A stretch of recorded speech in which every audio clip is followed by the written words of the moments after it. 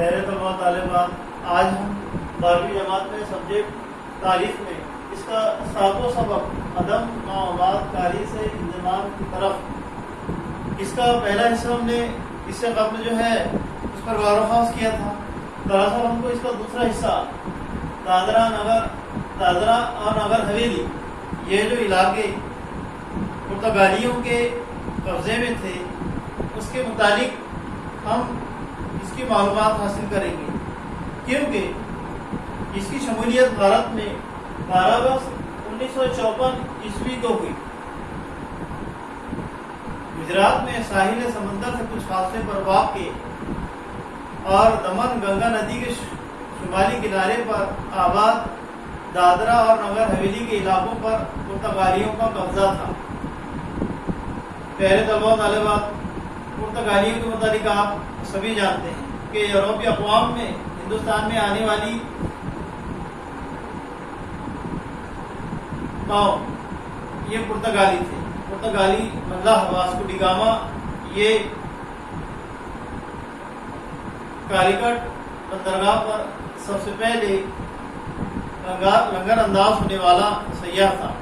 بہرحال تو اس حصے پر انہوں نے یعنی پرتگالیوں نے گورنر نامزد کر رکھا تھا۔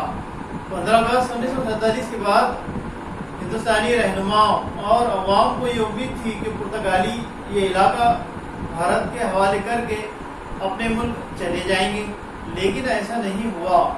مقامی لوگ پرتگالیوں کے خلاف سرگرم عمل ہو گئے۔ یونائٹڈ فرنٹ آف وومنس اور آزاد گومنتک پارٹی نے ایک دوسرے کا تعاون کرتے ہوئے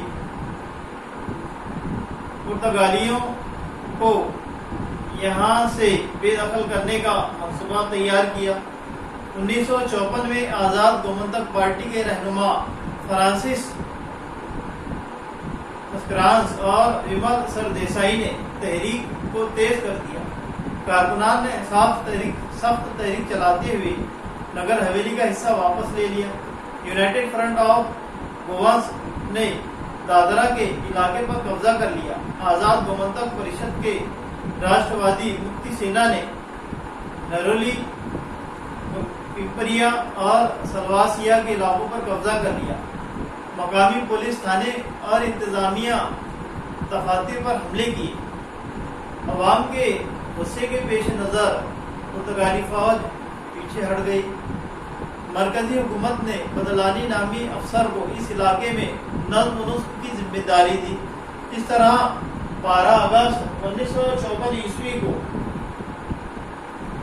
دادرا اور نگر حویلی یہ پرتگالیوں سے آزاد ہوا۔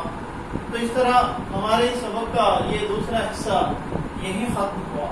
آئندہ ہم اس کے بقیہ حصے کے متعلق غور و خوض کریں گے۔